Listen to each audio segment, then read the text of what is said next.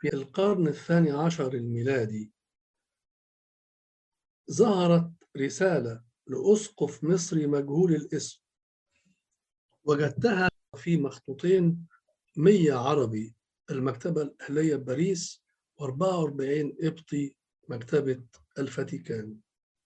وبالمناسبة دي أن هذه الرسالة لم تكن معروفة في الكنيسة القبطية قبل نشرها في كتاب الميرون اللي نشرته من سنوات قليلة. وعملت بحث طويل عريض أثبتت به أن هذه الرسالة تعود إلى سنة 1170 ميلادية. هذه الرسالة بيجيب فيها أسقف مصري مجهول الاسم عن أسئلة وردت إليه من أسقف أنطاكي اسمه يعقوب ديونيسيوس ابن الصليبي، أسقف أمد. بيسألوا عن أصل الميرون وسببه، طبخه وتكريسه، مجموعات أصنافه ومفردات عقاقيره إلى آخره. بيقول ده اللي بيقول كده مين؟ أسقف مصري مجهول الاسم، أن واحدا من الأساقفة السريان المشارقة نسطرة يعني، وهو أنبا إيليا مطران نصيبين، دي مدينة قديمة في تركيا بتقع على الحدود السورية، هو المصدر الذي نقل عنه كل من أتى بعده بأن الميرون المقدس هو في أصوله الأولى من المر والصبر اللي حنط بهما جسد المخلص في القبر. ابن كبر في القرن 14 وقع على نص هذه الرسالة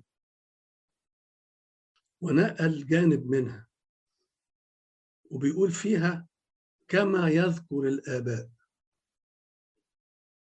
وبسبب ما كتبه ابن كبر الذي لم يتحرى الدقة فيما ينقل، فقد انتشر هذا الفكر في الكنيسة حتى اليوم،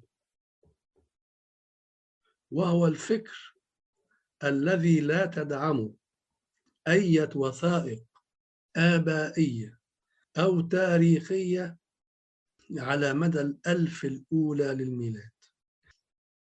هذا التقليد المتوارث لا تسنده أي أدلة تاريخية، استخلوا كل كتابات آباء الكنيسة الذين كتبوا باليونانية من هذا الأمر، إلا أن مغزاه اللاهوتي والروحي هو اللي حفظه حتى اليوم، فتوارثته الأجيال جيلا بعد جيل. لكن ما ننساش أن هذه الرسالة اللي أخذنا منها هذا الموروث بتقول أن هذا الحنوط نفد في أيام البابا أثناسيوس الرسول. عندنا نص في القرن الخامس السادس للميلاد، هي فقرة يعني اللي بتتصلى على زيت الزيتون يصبح ميرون، وفقرة أخرى تصلى على زيت الزيتون يصبح غاليليون اللي هو زيت الفرح.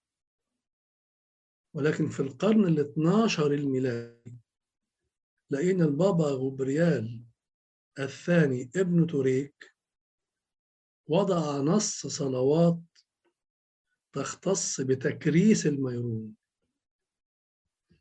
وهو محفوظ في مخطوط بمكتبة الفاتيكان برقم قبطي 47.